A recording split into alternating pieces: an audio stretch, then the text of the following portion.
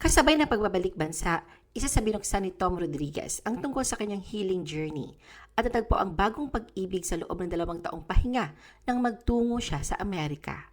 Kilalanin natin ang babaeng ina ng anak ni Tom Rodriguez. The Philippine Showbiz List presents Sino ang female partner ni Tom Rodriguez? Paglilinaw ni Tom, fully healed na siya na makilala niya ang babaeng nagpapasaya sa kanya ngayon. Inayos daw muna niya ang kanyang sarili at nung handa na siya, dumating naman ang hindi niya inasahang pag-ibig sa tamang panahon. Sa puntong yun, akala niya raw talaga ay hindi na siya iibig pang muli hanggang sa matagpuan niya ito sa piling ng American girlfriend. Masasabing tila umaayon kay Tom ang takbo ng panahon at nahanap ang kapayapaan sa pagbuo ng isang pamilya dahil matapos ang pag-aming mayroon ng nagmamay-ari ng kanyang puso, noong November 2024, masaya naman niyang inanunsyo na siya isa ng ama sa 4 na buwang baby boy na pinangalanan niyang Corbin. Nang matanong si Tom patungkol sa nanay na kanyang panganay, tumanggi siya na pangalanan ito pero sinabi niya ito pa rin ang babaeng kasama niya for the past 2 years. Hindi raw konektado sa showbiz ang nobya at isa rin daw itong foreigner. Katunayan ayon kay Tom, sa simula ay hindi rin daw alam ng partner niya na isa siyang artista sa Pilipinas at nalaman lang ang kanyang profession nang makita nito ang kanyang social media. Anya, saan man siya magpunta, kasama niya ang kanyang pamilya. Kaya darating din ang panahon na mapapansin at makikita rin sila ng publiko. Tom shares a glimpse of his partner on social media. Katulad ng pangangalaga ni Tom sa pribadong buhay ng kanyang anak, ganoon din ang pagpapahalaga niya sa kanyang partner. Nariyan ang mga ulat na silang dalawa mismo ng kanyang partner ang desisyon na gawing pribado ang tungkol sa kanilang pamilya at namnamin muna ang pagiging magulang. Dahil na sa Amerika nakabase ang babae, napaulat din ang plano ni Tom na iuwi ang kanyang mag-ina sa Pilipinas upang makasama ang mga itong manirahan dito sa bansa. Sinabi daw ni Tom na kapag dinala niya sa Pilipinas ang kanyang pamilya, makikita naman sila ng mga tao kahit hindi raw niya ikakaila ang mga ito. Sa lumipas na mga buwan na natiling mailap si Tom sa pagbabahagi ng detalye ukol sa kanyang mag-ina at tanging sa mga panayam lamang nakakakuha ng ilang impormasyon tungkol sa mga ito. Ganun pa man, hindi niya ito tuluyang ipinagkait sa publiko at pinanindigan ang naunang sinabi na hindi niya tinatago ang anak at babaeng kasalukuyang nagbibigay kasiyahan sa kanya. Sa katunayan sa kanyang social media accounts, nariyan ang kaunti niyang pasilip sa mga ito. Noong March 2025 sa kanyang Instagram story, nagbahagi si Tom ng isang candid na litrato ng kanyang non-showbiz partner at ng kanilang anak habang magkasama ang mga ito sa tabing dagat. Sa larawan makikitang buhat na kanyang partner ang kanilang baby boy habang nasa malayo na tila isang tahimik ngunit makabuluhang sandali ng kanilang pamilya. Sinamahan ito ni Tom ng isang maikli ngunit punong pusong mensahe na full hearts. Ang naturang post ay isinama rin ni Tom sa kanyang buhay highlights sa naturang social media app. Tila unti-unti na nga naging bukas si Tom na ipakilala ang kanyang mag-ina sa publiko. Nakamakailan lang ay proud niyang binida sa social media.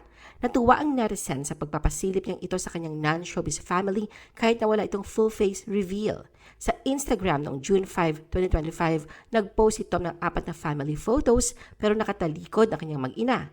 Isa sa mga kuha ang nagpapakita kay Tom na buhat ang kanyang anak habang hinahalikan niya sa ulo ang kanyang partner.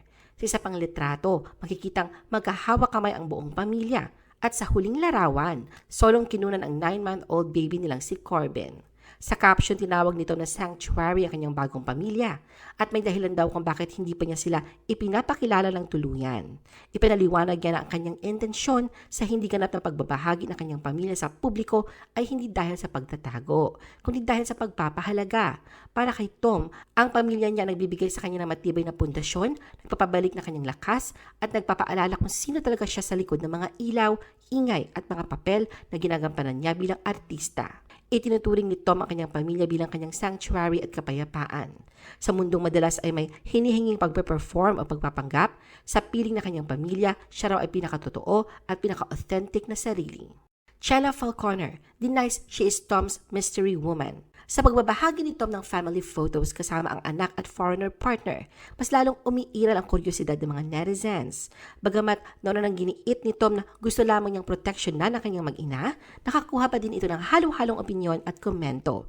At isa nga sa mga tanong ay kung bakit hanggang ngayon ay hindi pa niya pinapakilala ang mga ito sa publiko, lalo na ang kanyang partner. Dahil sa patuloy na pananahimik ukol dito, kanya-kanyang hula ang netizens sa pagkakakilanlan ng mystery woman ni Tom kung saan isang nga sa tinuro ay ang Cebu-based beauty queen na si Chela Grace Falconer. Matapos ibahagi ni Tom ang kauna-unahang larawan ng kanyang pamilya, nagkataon na sa parehong araw, nag-post din si Chela sa Instagram kung saan inilahad niyang isa na siyang ina, isang taong gulang na sanggol na pinangalan ng Trevor. Sa kanyang caption, sinabi niyang matagal niyang inilihim ang tungkol sa kanyang anak bilang paraan ng pagmamahal at proteksyon, ngunit handa na raw siyang ibahagi ito sa publiko. Sa tila sabayang anunsyo ni na Tom at Chela, may ilang netizen ang nag-ugnay sa dalawa at inisip na si Chela ang tinutukoy na mystery woman ni Tom.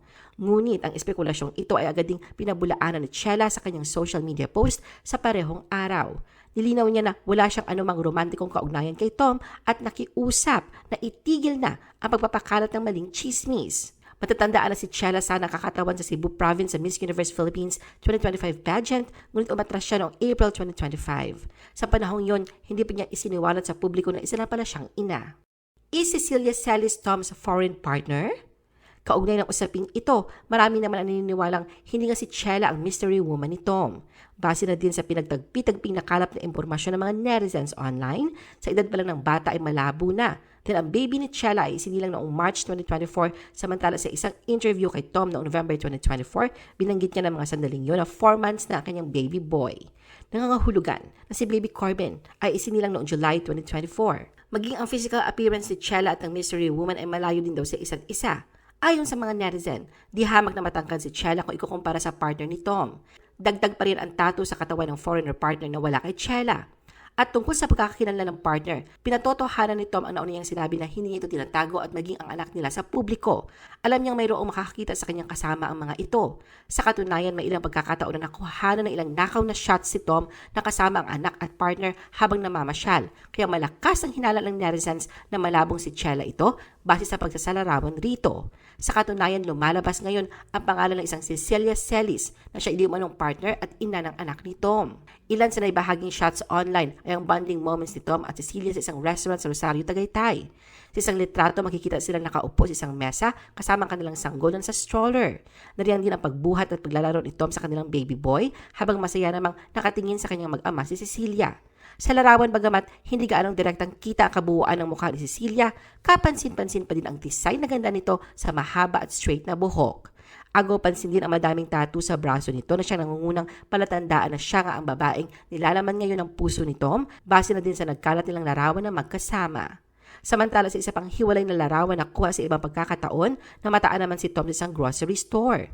Dito makikita si Cecilia na tinutulak ang stroller ni Baby Corbin habang ang kamay naman ni Tom ay sweet na nakaalalay sa likuran ng sinisinta.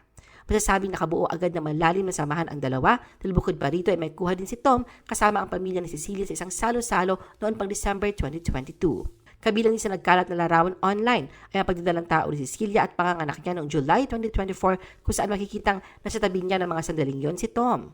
May kuha din si Cecilia na hawak si Baby Corbin sa dalampasigan noong March 2025. Ito yung panahon na naunang binida ni Tom ang kanyang mag-ina sa kanyang social media post. Masasabing tila hindi nga alintanan ni Tom kung sino man ang makakakita sa kanila ni Cecilia at proud sa kanyang binuong pamilya. Bagamat naunahan na ng publiko si Tom sa paglabas na pagkakakilala ng kanyang partner, hindi man sa ngayon ngunit tsak na sa sunod na mga araw, siya na mismo ang opisyal na magpapakilala sa lahat sa minamahal niyang si Cecilia pati sa kanilang anak. Ano ang masasabi mo sa video na ito? Mag-like o mag-react at huwag mahiyang mag-comment. For our YouTube viewers, huwag kalimutan mag-subscribe at i-hit ang notification button. At para sa aming Facebook viewers, mag-like at follow sa aming Facebook page para updated ka sa mga showbiz chika. Thanks for watching!